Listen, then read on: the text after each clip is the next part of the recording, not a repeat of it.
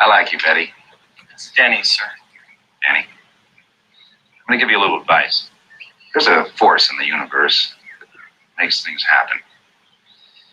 All you have to do is get in touch with it.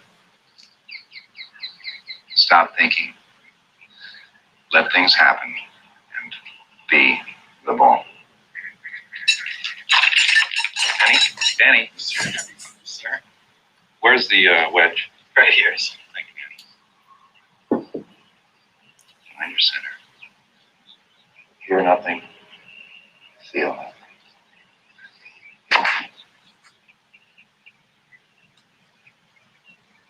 That was kind of incredible, sir. You try, Danny. Pardon me? Pardon you? Here. You try it. I don't know. Go ahead. Just relax. Find your center. Picture the shot, Danny. Picture it. Turn off all the sound. Just let it happen. Be the ball. Be the ball, Danny. You're not being the ball, Danny. Well, it's kind of difficult with you talking like that. Okay, I'm not talking. Stop talking. Not talking now.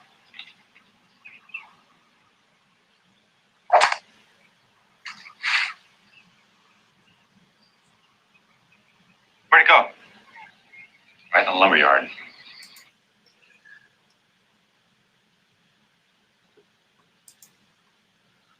All right, so welcome to the 11 a.m. Monday morning marketing webcast. I am your host, Chris Bernard. I hope you're doing absolutely stupendous. Glad to be back in the office here.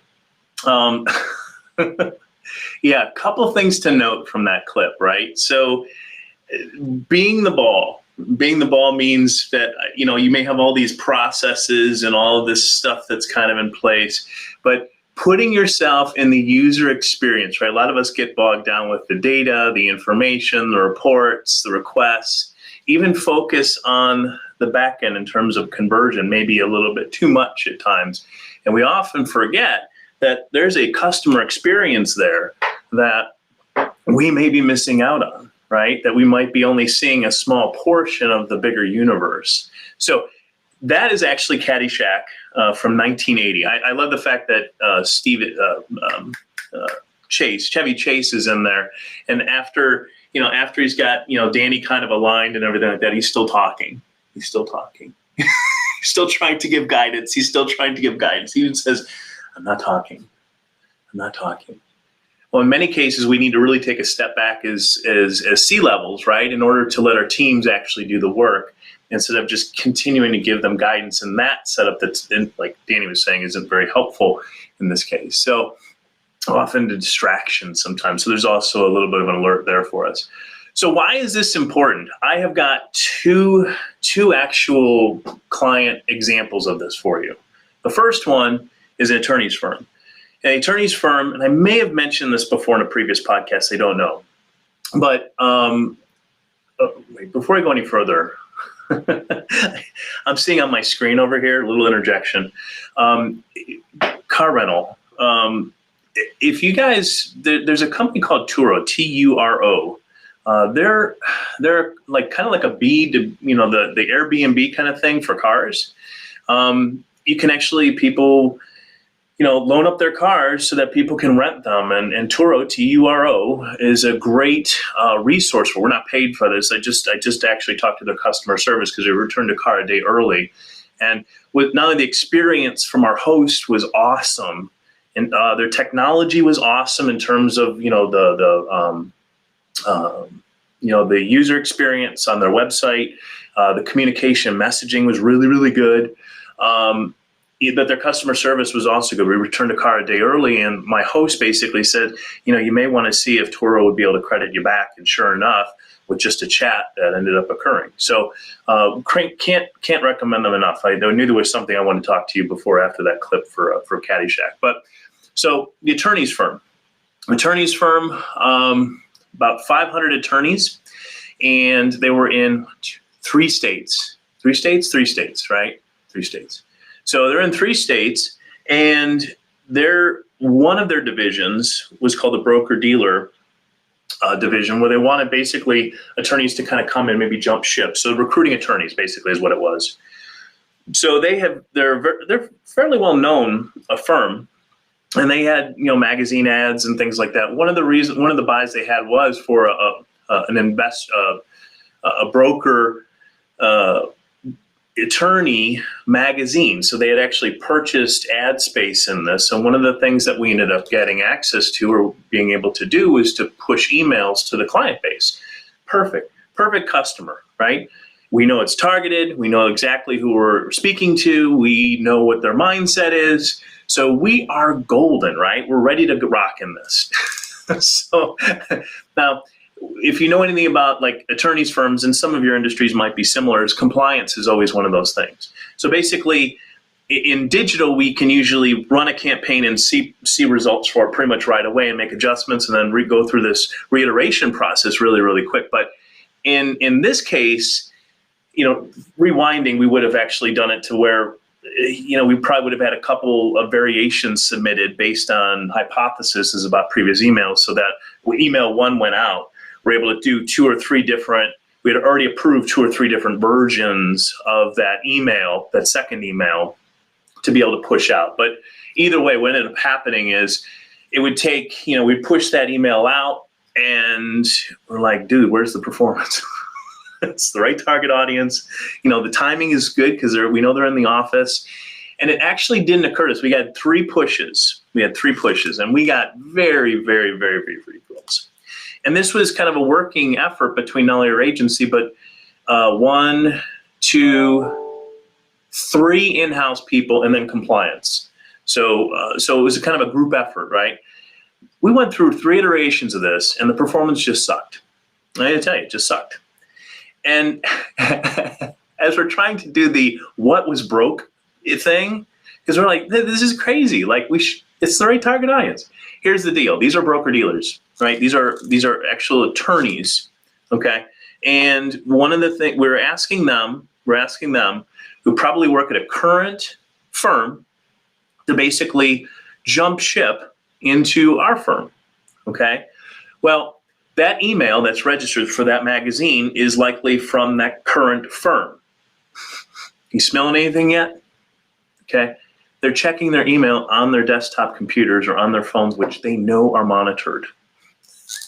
So do you really believe that the attorney who's thinking about moving from his current firm to another firm is going to click one of our emails? Even though the messaging speaks directly to them, even though we're talking to the right person, it's going out at like 8 o'clock or 8:30 in the morning on a Tuesday, right? Perfect time. Well, they're not going to click that email, and then certainly as heck not going to call because they're not going to pick up their office phone and give you a buzz. So big miss there. We have to be the ball, right? We have to think about that experience. That's the first story. The second story I have for you is one that we're currently kind of working on, is an ADHD client of ours. They do telemed.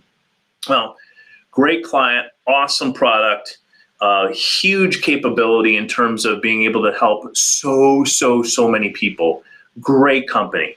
And I say this because in essence, we're trying to be helpful in many cases with our companies, with our information, but again, we haven't considered our guest, okay? So the page that we're currently kind of touting, okay, has 2 basic neat call to actions at the top, okay, which is fantastic. But below that is a whole bunch of technical information. Very helpful if you're a researcher on ADHD and all of that, right? Well, the only problem is no one's actually reading that, okay, on a normal basis. And how we go determine that is we go look at the analytics, and we see that guest is only on that page for 51 seconds, not capable of reading all that content, all right, in 51 seconds. In addition to this, so far too great a landing page for that kind of conversion page. The second thing to consider is that call to action I mentioned at the top, it busts open another window, another tab. Well, that other tab, the current page, stays open. So the hypothesis, and it's proven out by just looking at analytics, is that they are clicking that button, that page is staying open, the conversion page, literally, and then the new page is kind of opening for like a survey or test or something of that nature. Okay, so They're not even, no, it says 51 seconds, it's not 51 seconds. Okay, so that analytics is not telling us anything helpful. Plus, taking this specific issue being the ball, that's for the average person. You're talking to somebody with ADHD. So what happens to our attention spans when we have this condition, right? Our attention spans get smaller. So again, those are the two big examples I have for you in terms of challenges to kind of overcome. And again, not doing anything wrong, just simple kind of oversights in terms of logic because we haven't played the part of our customer. So a couple ways to go do that. First way to do that, I should get a bigger marker so you can see it. I think you can see me. I hope you can see me. The first way to do that is called a market plan. You guys have heard of this. We call it pregame, which is kind of like a distilled or summarized version of a market plan for smaller companies. It's kind of like you take all the really awesome core stuff and you bring it down into a level that's executable, right? Or something, the core data pieces, as we call a market plan. So basically it's, instead of paying $15,000 for a market plan, we can do a market plan, a pregame analysis for like $2,500, right? So that's kind of cool to be able to do that. And that gives you the who, what, when, where, why, and how, and all the things necessary to put a strategy in place and go attack that strategy. But one piece of that, and I'm saying that the reason why market plan is optimal instead of just establishing a marketing persona is because you want research and information to kind of collaborate what that looks like, okay? So if you've done all the research, you've done the competitive analysis, you've done keyword insight, you've done IBIS research and pulled that stuff down, you've looked online to find unbiased sources of data and tabulate all that stuff and work them in to an actual strategy, positioning statement, all of that stuff. Now you can go ahead and say, well, this is who we're targeting because of the data. Right? This is who we're targeting because of the data. This is our best customer or customers. Okay, establishing that marketing persona is what we call it. But that's the reason why a market plan is so effective and helpful. If you have one, go pull it out. Your customers may have changed, but go look at who he or she is. Even if it's a title in a company, okay, or a type of company that is the marketing persona, the target you want to go after. I would argue that that's a little too broad, but knowing who that person is going to help you, and we're going to kind of get into that in just a minute. So market plan, and AKA really a marketing persona. Okay, that's really what we're kind of looking for in this case, and there's a reason for that, right? The other way you can probably do this a little bit is through a research firm. We use IBIS for research. So, by category, by a NAICS code or SIC, and there's usually several variations. There's usually like one core SIC or NAICS code or an industry type, right, that we should be going after. But then there's usually like 3 to 5 other ones that are out there that are kind of connected. Various portions or kind of assimilations of that same kind of thing. So I can't recommend IBIS enough either, by the way. Again, I'm not getting paid for either one of those. I'm just telling you it's a good tool. So you can pull a lot of detailed research down so you have something to work with. It allows you to see and establish who your target customer is, right? So the third way I'm going to recommend you do this, that's one. So we're going to say research. I'm just going to say research, right? And the third one is going to be, this one's really good too. I know, it's crazy. Absolutely crazy. Customer survey. Call them. Find out who she is or he is. This is going to really, really help you, and be ready to give something away. I mean, they may say they had a great, hopefully they say they had a great experience with the company. We're willing to talk and work that through, but still do something nice. Give them a $50 gift card to something or whatever it is. Show don't use that as the tease, but give that as the nice thing to do, hopefully, okay? If they're still customers of yours, they'd want to talk maybe for a little bit, hopefully. Always ask for permission for time to be able to do that too, by the way. Don't just pick up the phone, hey, do you have time for a survey? And be real specific with your questions. When you do a survey, like 5 questions max, and let them know that the survey is going to take maybe like 5 minutes. 5 to 10 minutes or so. Really appreciate their time. We have a small gift for you too, token of your appreciation when we do that. So, that's how you would phrase that. You have a very high conversion rate on your interviews. But customer surveys are really, really good. I'm talking not send them a thing that bullet stuff out. I'm talking about freaking calling them. Picking up the phone, because you're going to be able to ask questions about that. You're going to be able to actually sense, right? There's the qualitative and there's the quantitative. The quantitative is like the math version where the bubble sheets and all that stuff. The qualitative is when we're listening to customers. Okay. Great example of how this helps. And by the way, another great example, look, if this hasn't been done at your company in a long time, do it. Your customers are your gold. Right? Find out why they love you. Okay. And the only way to do that is to actually ask them. In marketing, I'm going to tell you, it's worth doing a 2 to 3 month research project on this. All right. Because here's the deal. Like, I'll give you an example for a trade show booth company. Trade show booth company said, we want to grow our business. Well, really, who doesn't, right?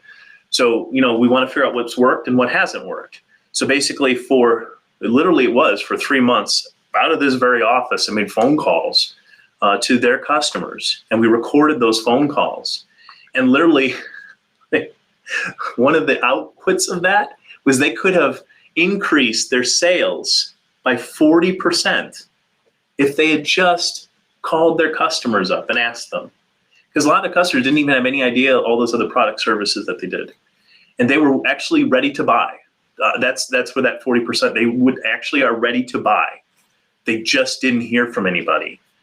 And they've been researching other things. They've been researching the stuff, but didn't pull the trigger on other things, or been buying from their competitors. So again, just huge gravy there, folks. Huge gravy. So once you've got that stuff, you got the market plan, or the guy went a little bit faster and just got research. You've done the survey or whatever it is. These things allow you to do something. All right. I know it's kind of interesting. If you've ever seen actors get ready for a role on stage, there's some weird crap that goes on. I mean, in terms of just how they move their bodies, their minds, their mouths. They're trying to do these things in order to prepare for the part, to get them in the mindset of the part that they're going to engage with. Okay? I don't understand it all. I do understand about going through the mental exercise of, okay, if I'm going to be a 40-year-old woman, like mentally, right? There's no way I can be that, right? But I can envision what that is. I can talk to people about it. I can do some of the research and things like that. But I'm going to work through that day. What does it, maybe I even ask that question, right? What time does your day begin and what does your average day look like? Best customer. So I'm able to put myself in that and follow her around mentally and say, this is what this woman is dealing with. So when they say that they're texting in the morning or they shoot an email, what are they doing during that time typically? Okay. Are they preparing for the day? Are they actually, God forbid, on the road? Whatever the case may be, right? These are all things to get you into that mindset. And it may be really hard for you. One of a very large online shopping company, the ones that do the TVs and track everything. We're looking at some of their, another story, right? We're looking at their analytics and we're trying to figure out, we're doing kind of the heat map kind of study on some of this stuff and how this new website is kind of responding. And, oh no, it was with Google. So it was Google and then how they came in and what they were looking at when they were there. Well, neat, interesting thing is this guy is an top executive of this brand, one of the very large retail brands, okay? And we're sitting there, at that time, he was probably, I don't know, probably like mid-60s, white, older guy. Attractive, very strong kind of guy, but still older guy. And our target market was women, like 30 to 40. And so we're going through this stuff. And again, that lifestyle age, that gap is pretty big. But lifestyle, we're going through this stuff where I'm showing him how this user flow looks like. And he says, well, I don't search that way. And I said, excuse me, sir, but you're not a 40-year-old woman. You don't. So you have to act. the part. Act the part. Go through that mental exercise. A day in the life of my customer mentally. And now look at media that way. Look at your search engine traffic that way. Look at this. Look at the pages and how they're laid out that way.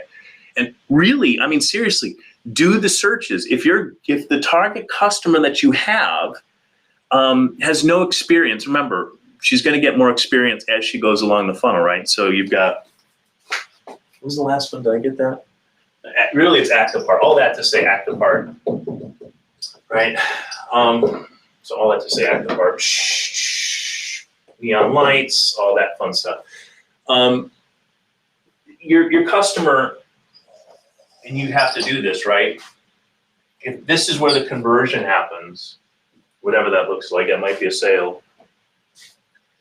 This is the start of the process, so the need. Or potential prospective engagement, right? Because she doesn't know she needs something until you actually point it out to her. But that's the need. They're going to fall anywhere along this route here, okay? So in many cases, especially if you're so dedicated to analytics, you're actually going to be starting from here and kind of working back, right? So I know which keywords have the greatest impact or closest conversion, but my universe of traffic is really small, and we're just going to keep backing the truck up to get more volume into the funnel, okay? This is how it should be done, but you have to be tracking stuff right down to the keyword level for this stuff, and Google's analytics tools can sometimes make it a little more challenging with that. If you need help with the conversions, that's fine, we can help you with that. But you'll have to decide, especially when you're playing this role and this part in here, if you do that along this path, that's really good.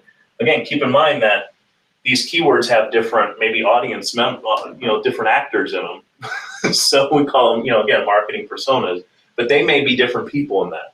So that's why you really kind of have to start with this, because otherwise this may be different for one of your target segments, and this might be different for another set of target segments. So again, as you're building those landing pages, as you're creating that experience, you need to play the part, you need to act the part. Okay, so it's very, very important that you delineate that when it comes to the keyword stuff. So yeah, as you get back here, think about that user experience. If she knows nothing about products and services and all she's got is a need, she doesn't know know what questions to ask yet. And then she does one search, and now she's a little bit more informed. And then she looks at that data, maybe reads something else, and now she's a little bit more informed. And now she's a little bit more informed, okay? If you start with this, and you do this, and start here on the analytics side in terms of actual goals, coming back this way, it's gonna make life a heck of a lot easier, and you're gonna avoid those misinterpretations of things that, like we started with our 2 stories initially with the attorney's firm, totally missing it.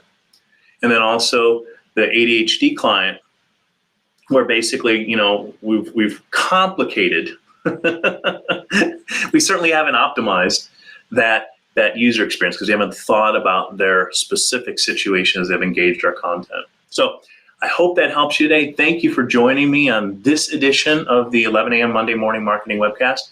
I'm your host, Chris Bernard. We will see you next week. Godspeed.